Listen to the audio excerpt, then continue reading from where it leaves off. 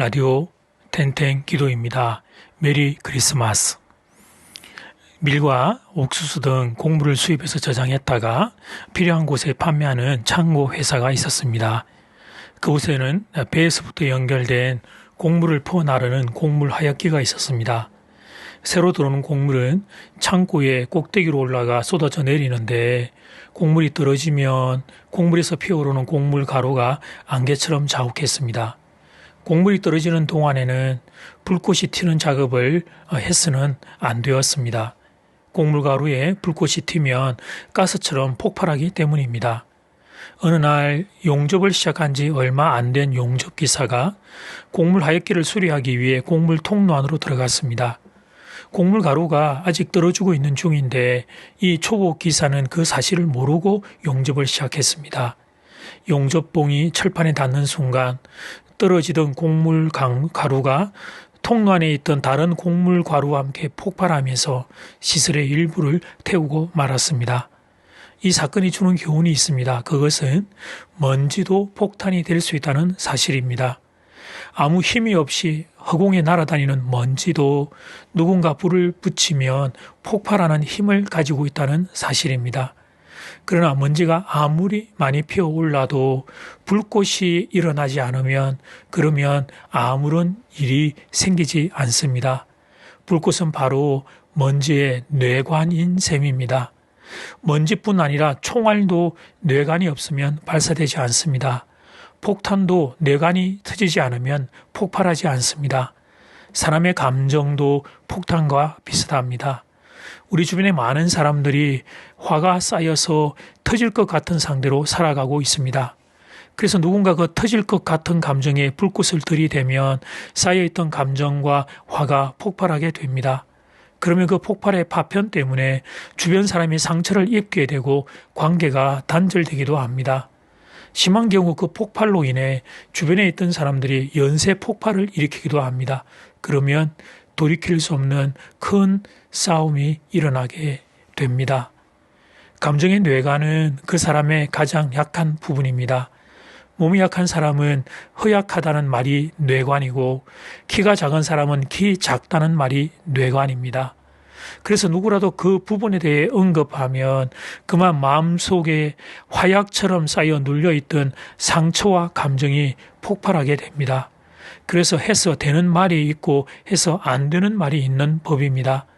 상대방의 뇌관을 건드리는 말은 조심해야 합니다. 그러면 최소한 폭발은 일어나지 않을 수 있습니다.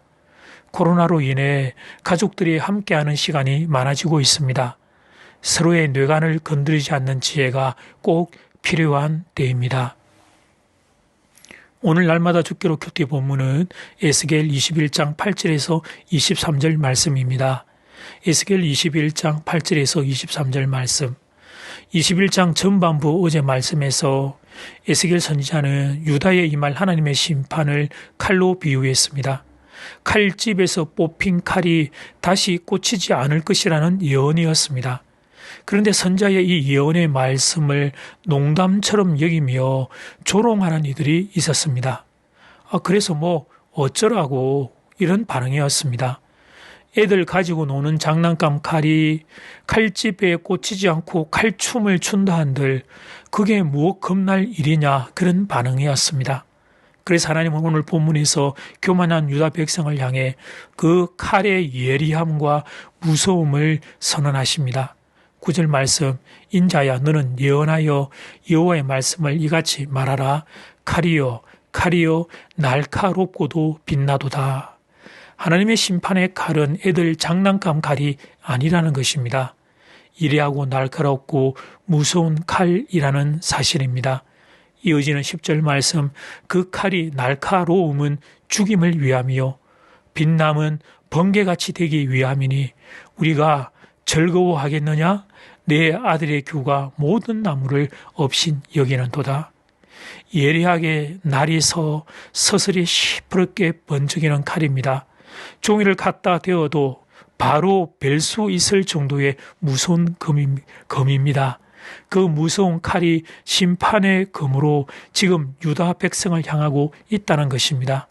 그런데도 유다 백성들은 선지자의 말씀을 업신여깁니다. 하나님 심판의 메시지를 우습게 여깁니다. 이것이 오늘 본문의 이야기입니다. 물론 심판의 메시지를 듣고 싶은 사람은 없을 것입니다. 우리 중에 누가 이렇게 무서운 심판의 메시지를 듣고 싶겠습니까? 그 당시 유다 백성들도 그랬던 것입니다. 심판의 메시지는 듣기 싫었던 것입니다. 그리고 자신들은 멸망당하지 않는다고 생각했습니다. 심판과 멸망은 자신들과는 관계없는 일이라고 생각했습니다. 지금 우리는 성탄절 주간을 보내는 중입니다. 2000년 전 이 땅에 우리를 위해 찾아오신 예수님을 경배하는 주간입니다. 예수님이 이 땅에 오셔서 우리를 위해 십자가에서 몸짓고 피 흘려 구원해 주심으로 우리가 영생을 얻게 되었습니다. 그런데 사랑하는 여러분, 하나님이신 그분이 왜 그렇게 심한 고통을 당하셔야 했습니까?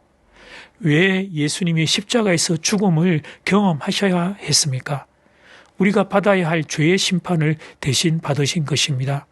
죄로 인해 사람은 죽을 수밖에 없고 죽음 뒤에 영원한 심판이 기다리고 있기에 그래서 예수님이 친히 이 땅에 찾아오신 것입니다. 그리고 십자가에서 그 수치와 그 고통을 당하신 것입니다. 그러므로 본문을 대할 때 인간은 모두가 다 죄로 인해 죽을 수밖에 없는 존재임을 깨달아야 합니다. 그런데 그런 나를 십자가에서 구원해 주신 예수님의 사랑을 기억하는 것입니다. 그리고 그 주님이 이 땅에 나를 찾아오신 이 성탄절 시간들을 감사와 감격으로 맞이하는 것입니다. 예수님 사랑합니다. 나를 위해 이 땅에 찾아와 주셔서 예수님 감사합니다. 이제 첫 번째 기도 시간입니다. 받은 말씀과 개인 기도 제목을 가지고 함께 기도하는 시간입니다. 이 시간 다 함께 마음을 모아 주님 앞으로 나아가겠습니다.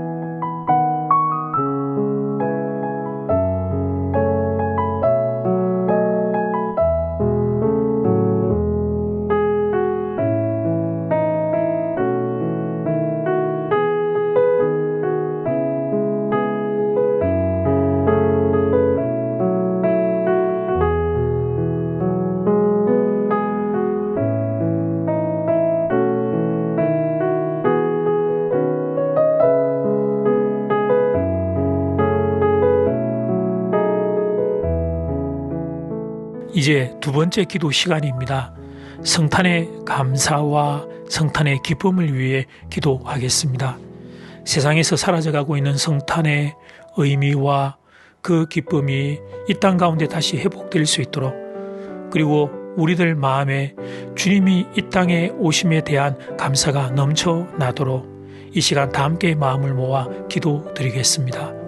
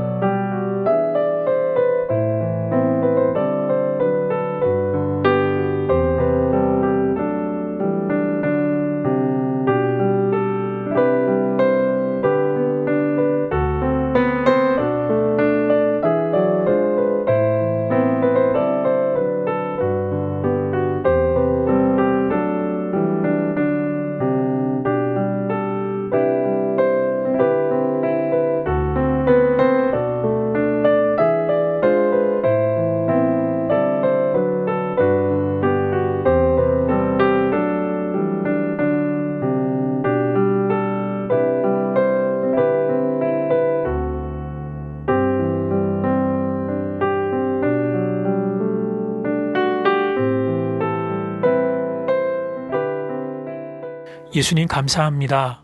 나를 위해 하늘 영광 부리고 이 땅에 찾아오셔서 가장 낮은 자의 모습으로 오셔서 십자가에 죽기까지 복종하심으로 죄로 인해 죽을 수밖에 없는 이 인생을 구원해 주신 주님 찬양하고 경배합니다. 성탄절을 맞으며 주님의 그 사랑 앞에 다시 한번 무릎을 꿇고 온 마음을 다해 주님을 찬양합니다. 주여 우리의 찬양을 받아 주시옵소서. 그리고 이 땅에 정말 예수 그리스도의 그 사랑의 능력이 필요한 이 땅에 주님 오신 이 성탄절 주님의 십자가의 사랑이 이 땅 모든 곳에 흘러 넘치게 되기를 간절히 소원합니다. 예수님 이름으로 기도드립니다. 아멘. 이제는 각자 개인적으로 기도하시면 되겠습니다. 평안한 밤 되십시오.